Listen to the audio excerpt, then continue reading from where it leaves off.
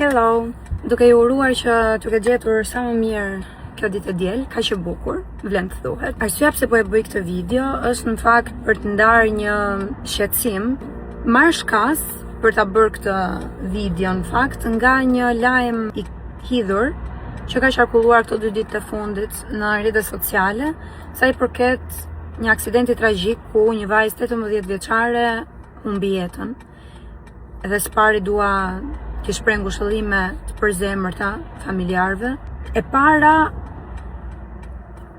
këtë ja drejtoj vetes time si kritikë dhe pastaj të gjithë të tjerëve si këshill, që të jemi më të kujdesshëm në mënyrën se si e ngasim makinën. Nëse e ndani mendjen që do dilni të konsumoni alkool, zgjedhja juaj.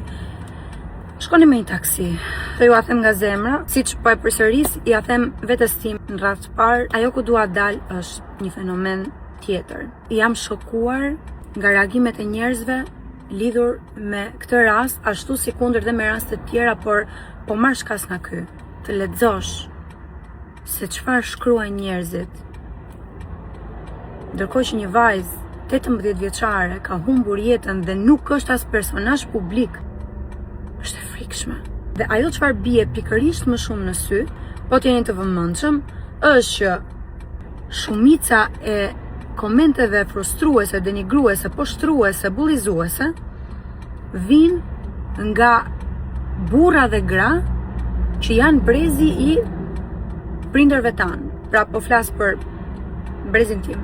Të parëve njëherë, këtu ju flas prindërve të mi në rast se një moment caktuar ju shkon ndërmend të gjykojnë apo të shprehin gjithë frustrimin, nervat, pakënaqësitë e jetës së tyre në profilin e një njeriu çfarëdo, publik ose jo. Por ju lutem, duhet në mënyrë reciproke t'ja u kthejmë atë që ata kanë bërë me ne, sepse realisht nuk e kanë haberin se për çfarë qëllimi janë rrjetet sociale. Mendojnë se ai shifti aty që shkruan add a comment ose lër një koment, shkruan për ta lër këtu frustrimin e gjithë jetës tënde, pakënaqësitë që ke kaluar gjatë gjithë jetës, edhe të gjitha vuajtjet e tua që sot të kanë bërë një njeri që nuk i kënaqet më asgjë, edhe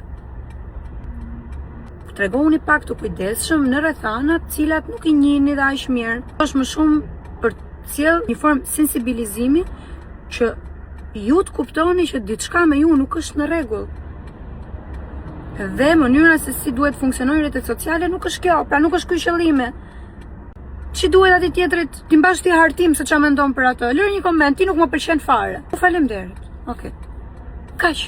Nëse arsyeton edhe më mirë, po dhe nëse nuk e arsyeton, ama mos kaloni në denigrime, në bullizim, në ofendime, në masakrime, në përqeshje të pamjes fizike, në përqeshje të rëndësisë emocionale, etj. etj. Kjo ishte u zjata një çik, po kam shumë dëshirë t'i ndaj me ju këto përjetimet e mia. Këtu patjetër që nuk i fus të gjithë në një vend, ka nga ata që janë shumë zotërinj dhe zonja të nderuara, që e kanë kuptuar se për çfarë ju shërbejnë rrjetet sociale brezit të tyre. Në shkurt do të shihemi me projektin e ri, do të jetë diçka shumë e bukur, do të qëndrojmë sërish tek koncepti i shtëpisë, i talentit. Ndërkohë jemi duke punuar edhe për projektin e ri muzikor që mezi po pres të ndaj me ju. Uroj të kem ardhur sadopak tek secili prej jush.